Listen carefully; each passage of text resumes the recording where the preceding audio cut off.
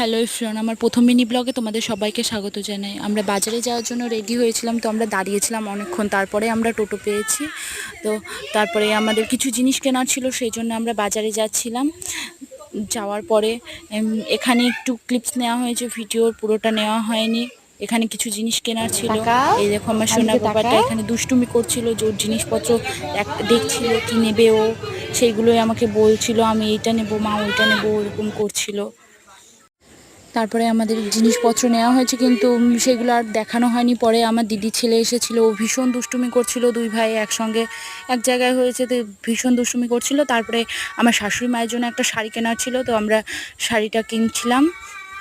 শাড়িটা পরে আর দেখানো হয়নি, এখানে একটু দেখা গিয়েছে শাড়িটা। তো প্লিজ লাইক কমেন্ট শেয়ার করো, আর চ্যানেলটাকে প্লিজ সাবস্ক্রাইব করো। Thank you.